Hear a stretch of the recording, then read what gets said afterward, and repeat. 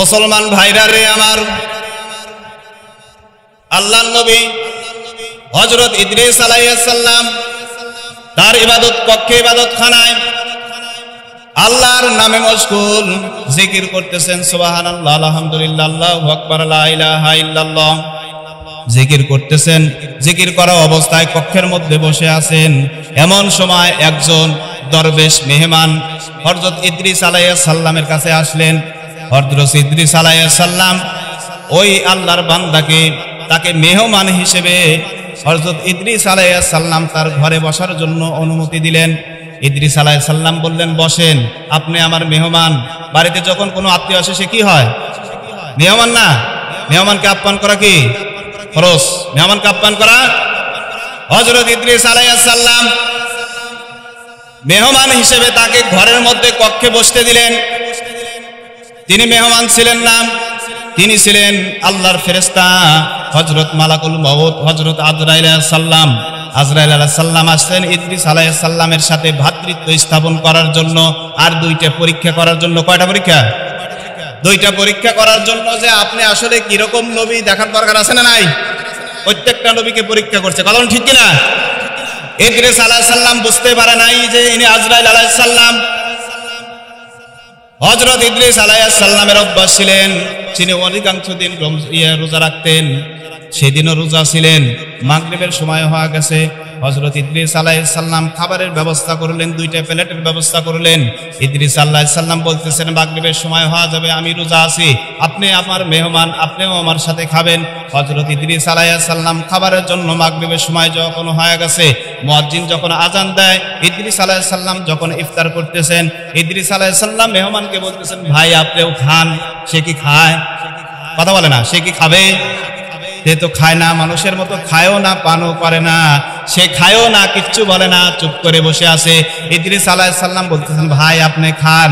এরকম বলার পরেও যখন খায় না, ইদ্রিস আলাইহিস সালাম খাওয়া শেষ করলেন। খানা শেষ করার পরে ইশারার নামাজ পড়লেন। পড়ার পরে মেহমানকে বলতেছেন, আপনার জন্য এই ঘরটাকে বরাদ্দ করে দিলাম, আপনি এই ঘরে শুয়ে পড়বেন, আর আপনার জন্য আপেল, আঙ্গুর, বেদানা যত রকমের খাবার আছে আপনার জন্য রেখে দিলাম। যদি রাত্রে বেলায় খিদে লাগে তাহলে আপনি খেয়ে নিয়েন। আপ্যায়ন করার দরকার আছে না নাই? সে কি জানে যে ইনি আজরাইল? জানেন। ইদ্রিস আলাইহিস সালাম সকালবেলা ফজরের নামাজ পড়ার পরে দেখেন মেহমান কিছু খায় নাই। ইদ্রিস আলাইহিস সালাম সকালবেলা আবার নতুন করে নাস্তা নিয়ে আসলেন মেহমানের জন্য। মেহমানকে বলতেছেন, ভাই আপনি এবার খান, ওগুলো যদিও নষ্ট হয়ে যেতে পারে, আপনার খাবার দরকার নাই, আপনি এই খাবারগুলো খান। মেহমান কোনো খাবারগুলো খায় না। ইদ্রিস আলাইহিস সালাম বললেন, এই আবার কোন মেহমান যে যা দেয় কিছুই খায় না? ইদ্রিস আলাইহিস সালাম বলতেছেন, তাহলে একটা কাজ করি, একে আমাদের জমিনটাকে একটু ঘুরে দেখাই, কত সুন্দর শস্য শ্যামল ভরা মাঠ, কত রকমের পশু পাখি, আল্লাহর নিদর্শন দেখলে তার মনটা ভালো হবে, তার মনের ভিতরে হয়তো কোনো দুঃখ বেদনা আছে। হযরত ইদ্রিস আলাইহিস সালাম তার মেহমানকে সঙ্গে করে নিয়ে পথের মধ্যে, মরুভূমির মধ্যে রওনা দিলেন। চলতে চলতে চলতে চলতে অনেক রাস্তা অতিক্রম করার পরে এক বাগানের মধ্যে ঢুকে পড়লেন। দেখলেন বাগানের মধ্যে অনেক রকমের ফল, আপেলের গাছ, আঙ্গুরের গাছ, কমলার গাছ, বিভিন্ন ধরনের ফল ফলাদি ওই বাগানের মধ্যে আছে। মেহমান বলতেছে, ভাই হে আল্লাহর নবী, চলেন এই বাগান থেকে কিছু ফল পেরে আমি আর আপনি ভক্ষণ করি, এখানে দেখার মতো কোনো প্লেয়ার নাই। ইদ্রিস আলাইহিস সালাম বলতেছেন, এই মেহমান, তুমি কি জানো না পরের মাল ভক্ষণ করা যাবে না? কথা ঠিক কিনা? যাবে কি? মানুষের গাছের ফল যদি মাটিতে পড়ে থাকে, ওটা উঠায় খাওয়ার ক্ষমতা আপনার নাই, ওটা আপনার হক না। মালিক যার, গাছ যার, মালিক সে, ওই ফলটা হকদার সে। আপনি গাছের নিচে পড়ে আছেন বিদায় কুড়াই নেবেন, ওটার হক, ওটার মালিক আপনি হতে পারেন নাই। কথা বলেন ঠিক কিনা? ওটার হক কে? যার গাছ। তাই ওই ফলটা যদি খেতে হয়, ওই মালিকের কাছ থেকে অনুমতি নেওয়ার পরে তারপরে আপনাকে খেতে হবে, এর আগে ওই কুড়ে পাওয়া মাল খাওয়া যাবে। ইদ্রিস আলাইহিস সালাম বললেন, ভাই এই বাগানের মালিক যেহেতু আমিও নয়, আপনিও নয়, এটার ফল খাওয়া যাবে না। এটার ফল খাওয়া কি হারাম, অন্যের মাল খাওয়া কি? আজরাইল আলাইহিস সালাম কোনো রাগ করলেন না, চড়াও হয়ে যখন কথাটা বললেন, ধমক দিলেন। উনি কি রাগ করে? ওনার ভিতর কি রাগ আছে? উনি রাগ কি জিনিস বোঝে? আজরাইল আলাইহিস সালাম কোনো কথা বললেন না, বললেন ভাই ঠিক আছে, আল্লাহর নবী ঠিক আছে, খাওয়ার দরকার নাই, চলেন আমরা আরেকটু ঘুরে বেড়াই, দেখি আল্লাহর নাজ নিয়ামতগুলো দেখি। হযরত ইদ্রিস আলাইহিস সালাম আজরাইল আলাইহিস সালামকে নিয়ে পথের মধ্যে রওনা দিয়েছেন। চলতে চলতে মরুভূমির ময়দানে অনেক বড় একটা মাঠ ভর্তি ছাগল ভেড়া দুম্বা চড়াইতেছে আল্লাহর এক বান্দা, কিন্তু কোনো প্রহরী নাই, কোনো লোক নাই, শুধু মরুভূমিতে ছাগলগুলো পড়ে আছে। আজরাইল আলাইহিস সালাম ইদ্রিস আলাইহিস সালামকে বলতেছেন, হে আল্লাহর নবী চলেন, আমার তো খুব খিদা লেগেছে, এখান থেকে একটা ছাগল নিয়ে জবাই করে আমি আর আপনি ভুনা করে গোশতগুলো খেয়ে নেই। আল্লাহ নবী ইদ্রিস আলাইহিস সালাম বলতেছেন, ভাই আমি যখন হালাল খাবারগুলো দিলাম, আপেল দিলাম, আঙ্গুর দিলাম, বেদানা দিলাম, আপনার হালাল খাবারগুলো ভালো লাগে না, আর এই পরের মানুষের এই ছাগল যেটা খাওয়া হারাম এইটা খাওয়ার উপরে আপনার বড় লোভ হইতেছে। আজরাইল আলাইহিস সালাম বলতেছেন, ভাই একটা নিয়ে আসেন, খাই, দুজন জবাই করি, এখানেই রান্না করি, কেউ দেখবে না, কোনো সমস্যা নাই। ইদ্রিস আলাইহিস সালাম বলতেছেন, ভাই অন্যের মাল খাওয়া যেহেতু হারাম, অন্যর মালের দিকে নজর দিয়ে লোভ লালসা করাও হারাম, আমার দ্বারা এটা সম্ভব হবে না। কথা ঠিক কিনা? নবীর দ্বারা কি এটা সম্ভব? আমাদের দ্বারা সম্ভব। বিলের মধ্যে হাঁস চলে, পানির মধ্যে হাঁস ভেসে আসে, নদীর মধ্যে 2-4 ডজন আউট হওয়া যায়, আছে না নাই? হাঁসগুলো ধরার পরে পিকনিক করে, পিকনিক করার পর দেখা যায় আবার জরিমানাও দিতে হয়। কথা ঠিক কিনা? খাওয়া যাবে? কথা বলে না, খাওয়া যাবে কি? চুরি করবেন? মানুষের মাল না খাওয়া যাবে? এটা কি? এটা হারাম। মানুষের মাল ভক্ষণ করা না বলে এটাই হচ্ছে হারাম। বাদাম খেতে গেছেন, দোকানদার বাদাম বিক্রি করতেছে, চানাচুর বিক্রি করতেছে, করে না? আমাদের মতো মুসল্লি যা কি করে, আগে কথা বলে না, আগে হাত দিয়ে দুটো একটা উঠাই নেয়। কথা ঠিক কিনা? বাদাম কি আপনার কিনে দিছেন? বোঝেন না, মানে খায় যারা এরা তো কথা বলবি না। বাদামের দোকানে গিয়ে আগে বাদাম দুটো হাতে উঠাই লিছে, আল্লাহ পাক ডাক দিয়ে বলতেছেন, এই বান্দা ওটার হক তুমি না, ওটা খাওয়া তোমার জন্য একেবারে হারাম। ও বাদাম খাইলে না তো জাহান্নাম তোমার পেটের ভিতর ঢুকায় নিনে, তার কাছ থেকে মাপ না নেওয়া পর্যন্ত আমি আল্লাহ পাক কিয়ামতের ময়দানে আমি আল্লাহ পাক তোমাকে মাপ দেব না। খাওয়া যাবে? আরে ক্ষমতা আছে, যা তুলে নিয়ে বসাইতেছে, ক্ষমতার বাহাদুরি দেখাতেছেন, কয়দিন মইরে দেখেন কি অবস্থা আল্লাহ পাক করে। কথা ঠিক না? দোকানের পাওনা টাকা শোধ করতে পারে না, আবার বড় বড় কথা বলে, আছে না নাই? টাকা চাইতে গেলে আবার মায়েরও খায়, এরকম লোক আছে না নাই? কয়দিনকার বাহাদুরি, বাদাম বিক্রেতা মনে করতেছে সে আমার কাছ থেকে হয়তো বাদাম দিবি, এই জন্য খাইতেছে, তাই কিছু বলে না। আপনি 2 নিয়ে হাতে দিয়ে রওনা হওয়া চলে গেছেন, আল্লাহর বান্দা মনে কষ্ট পেল, মনে করলাম আমার দোকান থেকে বাদাম দিবি, সে বাদামটা নিল না। হয় কি হয় না? এগুলো খাওয়া হালাল না হারাম? একেবারে হারাম। খাবেন নাকি? রমজান মাসে যদি কেউ খায় 30টা রোজা তার বড় বাপ। খাওয়া যাবে? খাওয়া যাবে না। যাদের কাছ থেকে খাইছেন, যে দোকানদারের কাছ থেকে খাইছেন, ওদের কাছ থেকে মাপ নিয়ে আসবেন, তবে আল্লাহ পাক মাপ দিবে, এর আগে মাপ না। হযরত ইদ্রিস আলাইহিস সালাম আজরাইলকে বলতেছেন, ভাই আমি হালাল খাবার আপনাকে দেই, সেটা ভালো লাগে না, আর এই মানুষের খাবারের উপর আপনার লোভ হয়, হারাম জিনিস খাওয়ার উপর এত লোভ কিসের জন্য? আপনাকে খাওয়াতে পারবো না। বেড়ানো হয়ে গেছে, আল্লাহর নাজ নিয়ামত দেখা হয়ে গেছে, চলেন এবার বাসায় যাই। ইদ্রিস আলাইহিস সালাম আল্লাহর বান্দাকে নিয়ে, এত জানে না আজরাইল, ঠিক না, মেহমানকে সঙ্গে করে নিয়ে বাড়িতে আসলেন। এভাবে 3 দিন কেটে যায়, আল্লাহর বান্দা কোনো কিছু খায় না।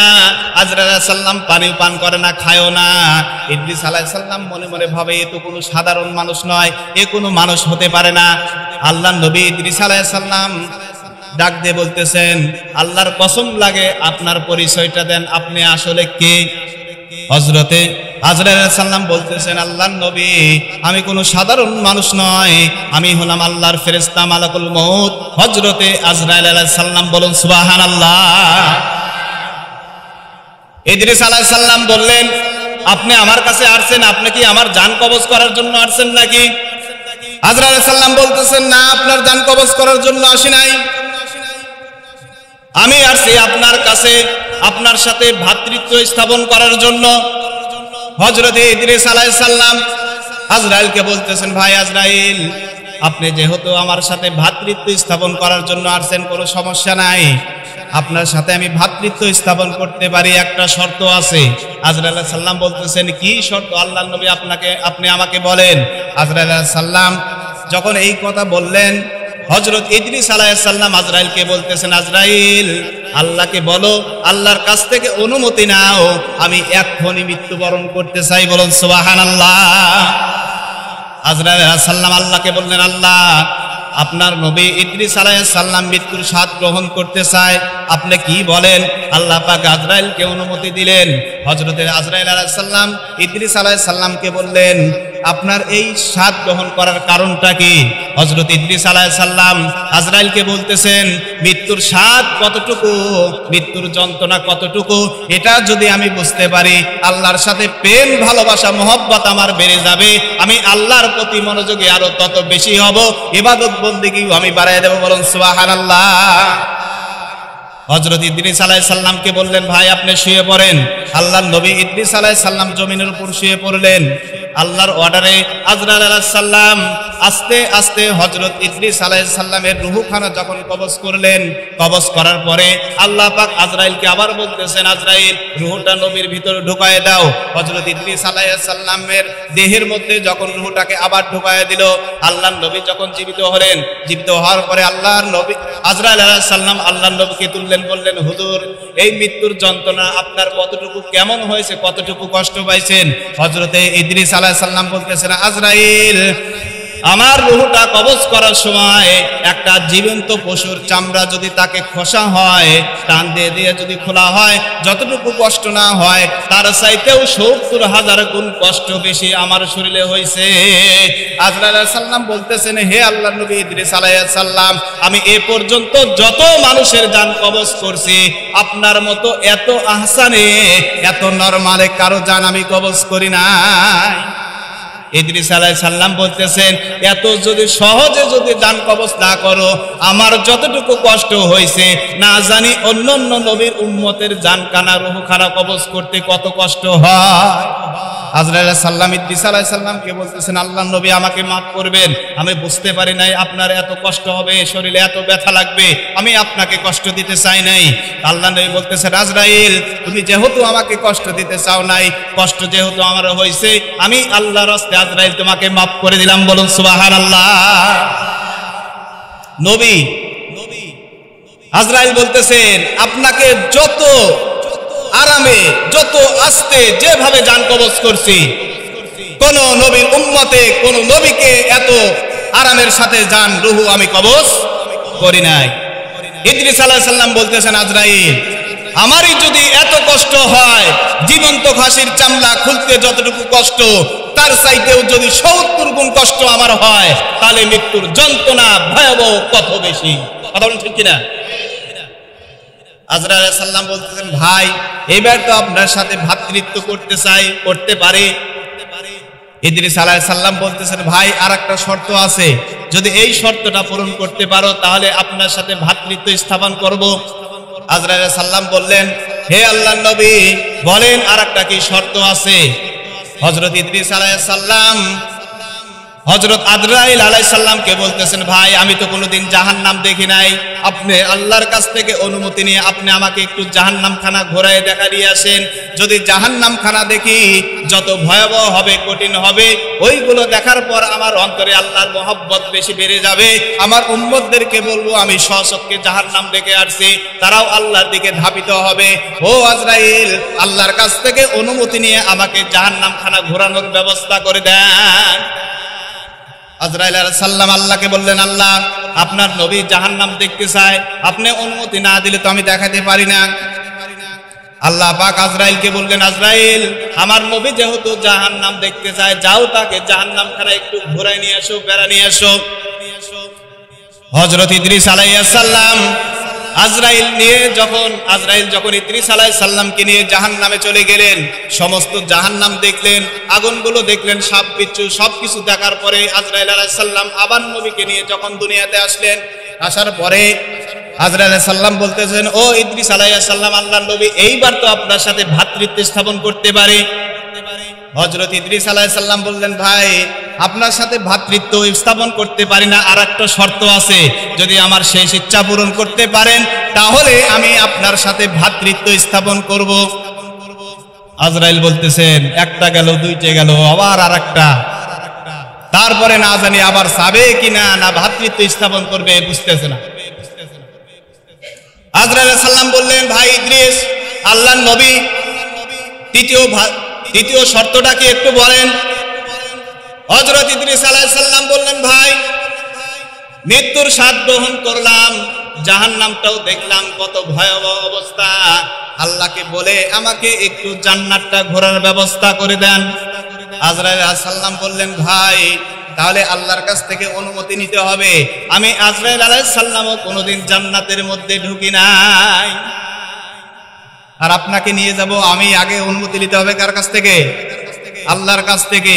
আল্লাহকে আজরাইল বলতেছেন, আল্লাহ আপনার নবী একটু জান্নাত দেখতে চায়, জান্নাতের নাজ নিয়ামত দেখতে চায়, এইগুলো দেখলে নাকি আপনার সাথে প্রেম ভালোবাসা মহব্বত বেড়ে যাবে, ইবাদত বন্দেগী বেশি করবে। আল্লাহ পাক ডাকতে বললেন, আজরাইল আমার বন্ধু ইদ্রিস আলাইহিস সালাম যা বলে তাই করো। আজরাইল আলাইহিস সালাম জমিন থেকে হযরত ইদ্রিস আলাইহিস সালামকে জান্নাতের দরজার কিনারায় নিয়ে গেলেন, বললেন, ইদ্রিস আল্লাহর নবী আপনাকে জান্নাত পর্যন্ত, জান্নাতের দ্বার প্রবেশ করেন। হযরত ইদ্রিস আলাইহিস সালাম জান্নাতের মধ্যে প্রবেশ করলেন। জান্নাতের মধ্যে যতই যায় নবীর ততই ভালো লাগে, জান্নাত থেকে আর বের হতে মনে চায় না। ইদ্রিস আলাইহিস সালামের মাথার মধ্যে একটা কাজ করতেছে যে জান্নাতের মধ্যে ঢুকবো আর বেরোবো না। ইদ্রিস আলাইহিস সালাম জানে, আল্লাহ জানাই দিয়েছেন, যদি কোনো ব্যক্তি একবার জান্নাতের মধ্যে ঢুকে দুনিয়াতে যাওয়ার আর কোনো অবজেকশন নাই। কথা বলেন ঠিক কিনা? ইদ্রিস আলাইহিস সালাম চালাকি করলেন। আজরাইল বোঝে? বুঝতে পারে কি? বুঝতে পারে না। কিন্তু ইদ্রিস আলাইহিস সালাম বলতেছেন, আমি তো আজরাইলকে কথা দিছি জান্নাতের ভিতর ঢুকবো, টাইম যখন শেষ হবে সে আমাকে ডাক দেবে, আমি আবার বের হবে, তার সাথে ওয়াদা রক্ষা করতে হবে, যেহেতু আমি একজন নবী। সে বলতেছেন, আল্লাহ বলছেন প্রত্যেকটা প্রাণীকে মৃত্যুর স্বাদ গ্রহণ করতে হবে, যেহেতু আমি মৃত্যুবরণ করছি, আমার ভিতরে আবার রূহ দেওয়া হয়েছে, জাহান্নাম দেখাবে প্রত্যেকটা মানুষকে, আমি জাহান্নামও দেখছি, তারপরে জান্নাত দেওয়া হবে। আমি ইদ্রিস আলাইহিস সালাম জান্নাতের মধ্যে প্রবেশ করছি, আর আমি জান্নাত থেকে বের হব না। বলুন সুবহানাল্লাহ। ইদ্রিস আলাইহিস সালাম এই ফন্দি যখন আটকালেন, চিন্তা ভাবনা ধ্যান ধারণা যখন করলেন, ইদ্রিস আলাইহিস সালাম বললেন, আমি তো আজরাইলের সাথেও কথা দিয়েছি, তার সাথে আবার তার কাছে যেতে হবে। নবীরা কথা দিলে সেই কথার কি খেলাপ করে? কথার খেলাপ করে কি? আমরা করি কি করি না? ইদ্রিস আলাইহিস সালাম, আজরাইল আলাইহিস সালাম যখন আল্লাহর নবীকে ডাক দিলেন যে জান্নাত দেখার সময় শেষ, তুমি জান্নাত থেকে বের হয়ে চলে আসো। ইদ্রিস আলাইহিস সালাম হযরত আজরাইলের কাছে আসলেন। আসার পরে আজরাইলের সাথে দেখা করে আবার এমন একটা দৌড় দিছে জান্নাতের মধ্যে, আজরাইলকে তো জান্নাতের ভিতর ঢোকার পারমিশন নাই। বলুন সুবহানাল্লাহ।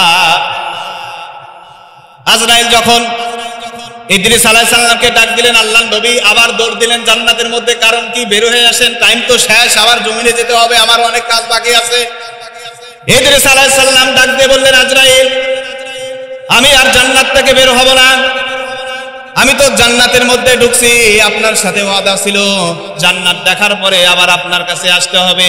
আমি তো জান্নাত দেখার পরে আজরাইল তোমার কাছে আবার আসছিলাম, আমি আবার জান্নাতের ভিতর ঢুকছি, আমি আর জান্নাত থেকে বের হব না। কারণ আল্লাহ পাক জানাই দিয়েছেন মৃত্যুর স্বাদ গ্রহণ করতে হবে, জাহান্নাম দেখতে হবে, তারপরে জান্নাত দিতে হবে। যে ব্যক্তি জান্নাতে যাবে সেই ব্যক্তি আর জান্নাত থেকে বের হবে না, আমিও বের হতে পারবো না।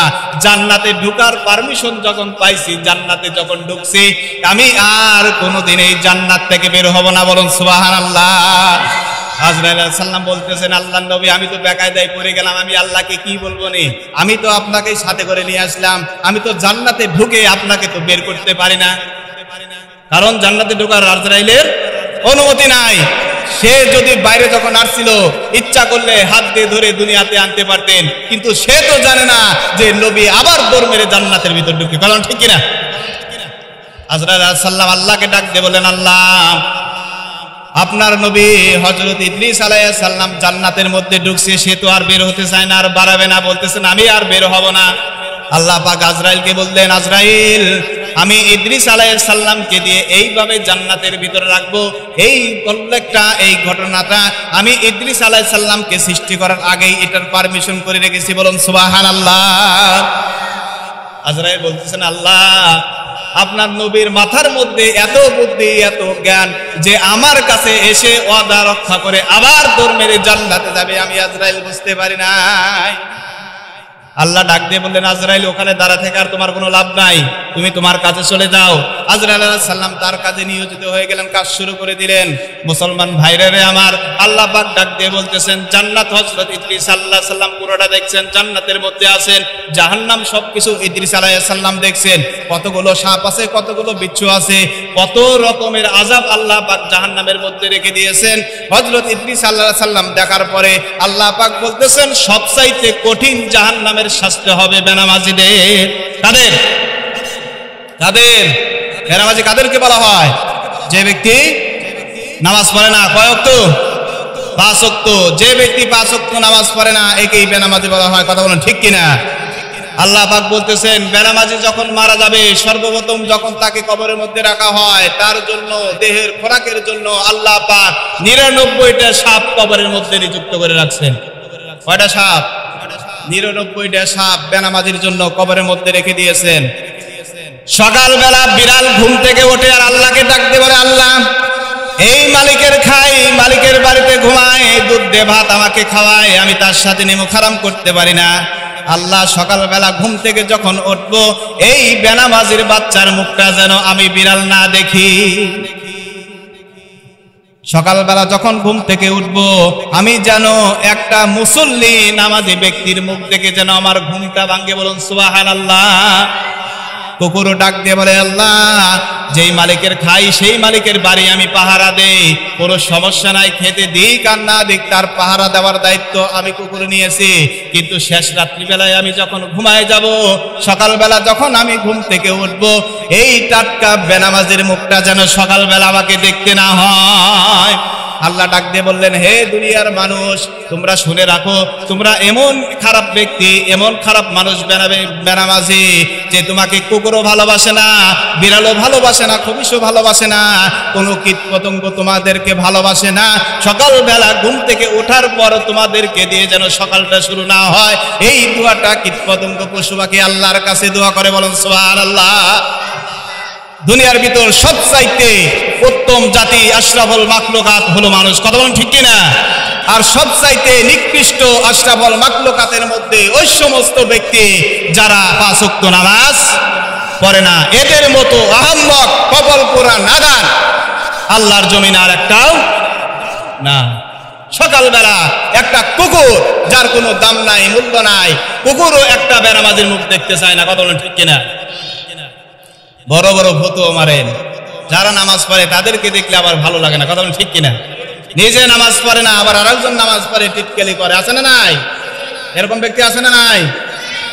আছে, হাজারো ব্যক্তি আছে। বেনামাজি বেনামাজি বেনামাজি সবচাইতে নিকৃষ্ট। এদের জানাজা যাওয়ার থেকেও আল্লাহ পাক বিরত। আল্লাহ রাসূল বলছেন, এদের জানাজায়ও যাও না। একটা বেনামাজির জানা যদি না করা হয়, একটা মহল্লার ভিতর একটা বেনামাজিও থাকতে পারে না। কথা বলুন ঠিক কিনা? যদি করা হইতো, কেউ কি বেনামাজি থাকতো? কি নামাজ না পড়ে থাকতো?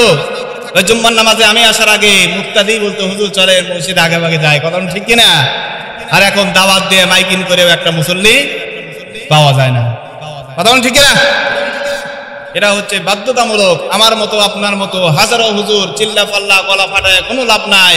যখন রাষ্ট্রীয়ভাবে নামাজ না কায়েম হবে, এই বাংলার জমিনে নামাজ কায়েম প্রতিষ্ঠিত হবে না। কোরআনের বাস্তবায়ন, কোরআনের আইন যতদিন চালু না হবে, ততদিন পর্যন্ত এই বাংলার জমিনে 5 ওয়াক্ত নামাজ বাধ্যতামূলক হবে। হাজারো মানুষ আছে বাজারে ঘুরে বেড়াইতেছে, নামাজ পড়ে না। আপনি কি তাদেরকে জোর করে আনতে পারবেন? পারা যাবে কি? পারা যাবে না। অনেক মানুষ আছে রোজা রাখে না, রমজানের রোজা, বিড়ি খায়, পথে ঘাটে, প্রকাশ্য দিবালোকে বলা হয়েছে এদেরকে গুলি করে হত্যা করে দাও। পারবেন? কে জন্য পারবেন না? কারণ আমাদের দেশটা কোরআনের আওতাভুক্ত নয়, কোরআনের শাসনে নয়। সরকার যদি কোরআনের শাসন চালু করে, আইন চালু করে, তাহলে একটা বেনামাজি তো দূরে থাক, ছোট ছোট বাচ্চারাও মসজিদে এসে নামাজ পড়ার বাধ্য হবে। কারণ ঠিক কিনা? আবার রোজা রাখে না, প্রকাশ্য বিড়ি খায়, কি মহড়া। গায়ে বল আছে যে আপনাকে কিছু বলা যাবে না, ক্ষমতার বলে খায়, এমনি অন্য কিছু না, ক্ষমতার বলে খায়। ক্ষমতা কয়দিন কে? আল্লাহ বলতেছেন খালি হাত নিয়ে গেছাও, উলঙ্গ অবস্থায় গেছাও, আবার ওই উলঙ্গ অবস্থায় 3 কাপড় টুকরো দিয়ে যখন তোমাকে রেখে যাবে, তোমার বাহাদুরি তো দূরে থাক, তোমার সুপারিশ করার মতো কোনো প্লেয়ার আছে নাকি? যার যার আমল তার তারই কবর, তার তার হিসাব। আপনার কবরে আমি যা হিসাব দেব, কথা ঠিক কিনা? ফাতেমা রাদিয়াল্লাহু তাআলা আনহা যখন ইন্তেকাল করলেন, কবরের মধ্যে যখন শোয়াই দেওয়া হলো, আবু যর গিফারি বলতেছেন, হে মাটি, তোমার মধ্যে এমন একজনকে রেখে যাইতেছে যারা হলেন জান্নাতের সর্দার, যুবকদের সর্দার হাসান হুসেনের মা, একে জান্নাত কবরের মধ্যে রেখে যাইতেছে, মাটি তুমি এর সাথে বেয়াদবি করো না।